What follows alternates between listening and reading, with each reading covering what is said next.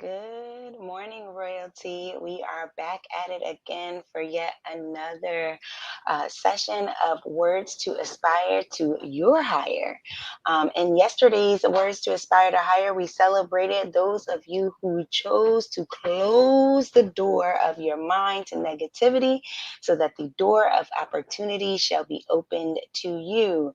We walked through the benefits of choosing to seek your higher as you mandated yourself to focusing on having a positive mental attitude. And today, I wanted to bring into our conversation a resource that I have some of my students and partners read. And I will say to you this: if you are up for something that will challenge you and the way that you think and see life, I will say to you, connect with this resource. It is Ralph Emerson's essay on compensation. And if you dare to do the work of self improvement, I think that this would be a great read for you.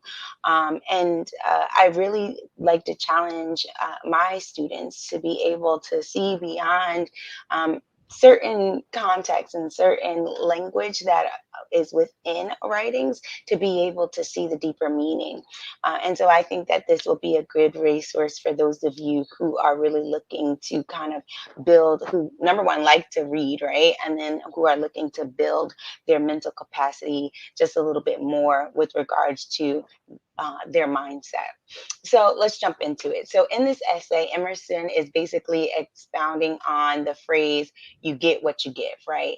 And he basically wrote that each person is compensated in a like manner for that which he or she has contributed.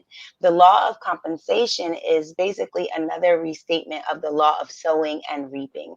It says that you will always be compensated for your efforts and for your contribution, whatever it is, however much or however little. And in this, you have the opportunity to increase your value. So, the law of compensation also says that you can never be compensated in the long term for more than what you put in. The income you earn today is your compensation for what you have done in the past. If you want to increase your compensation, you must increase the value of your contribution. And then the next part of this concept is to be able to fill your mind with success. And what does that look like? So your mental attitude, your feelings, your of happiness and satisfaction are also the results of the things that you have put into your own mind. And if you fill your own mind with thoughts, visions, and ideas of success, happiness, and optimism, you will be compensated by those positive experiences in your daily activities. So, doing more than you're paid for. I know a lot of people say, hey, um, I actually got paid this, I got this blessing, right? This miracle happened, and I just got compensated in a way that I would have never believed because I didn't do the work. So here on the another corollary, I'll say this on another end of this, the no the law of sowing and reaping is what is sometimes called the law of overcompensation. This law says that great success comes from those who always make it a habit to put in more than they take out. They do more than they are paid for. They are always looking for opportunities to exceed expectations, and because they are always overcompensating, they are always being over rewarded with the esteem of their employers and customers and with their financial rewards that go along with their personal success. Then the essay goes on to say, being able to talk about being the ability to provide the causes and enjoy the effects. So one of our main responsibilities in life is to align yourself and your activities with law of cause and effect, and its correlates, right?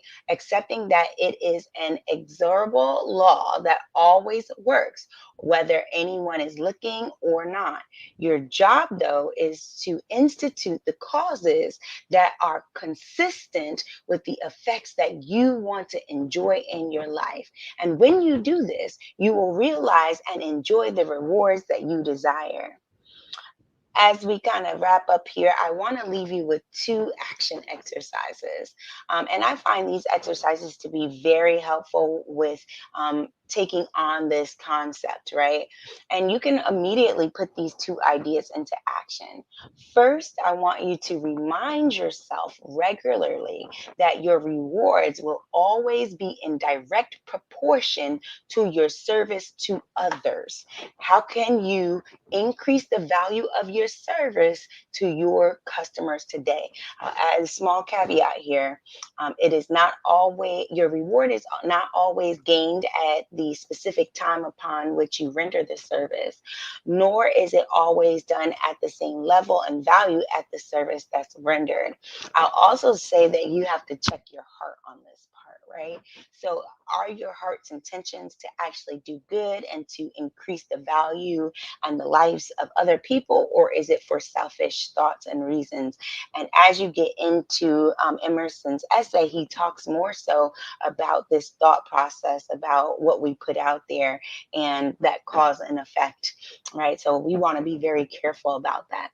And then the second part of that is looking for ways to go the extra mile, to use the law of overcompensation in everything that you do. This is, I believe, one of the great secrets of success. And so, always looking for ways in which you can enhance, you can better, you can bring value, and that you can serve another, and you can do something great that will cause great impact for the communities in which you serve. Well, everyone, I want to say thank you for tuning in for today's Words to Aspire to Higher. If you would like to continue to receive updates and notifications, please join the rest of the Royal Network by pressing that like, subscribe, and follow button. And if you want to learn more about this particular topic, or you would like to connect to do a training, a workshop, or looking for a keynote facilitator, or are interested in your own personal or professional development, please don't hesitate to reach out to us, as we would be more than happy to work with you. You can contact us at royaltynetwork.net on the web, or you can send us an email at admin@royaltynetwork.net. As well, we ask that you share the wealth. Do you have a friend, a relative, a spouse, a child, a niece, or nephew who has been really struggling or needs some type of guidance? Well, I'm going to ask that you be the reason that you or they experience their breakthrough. So please share.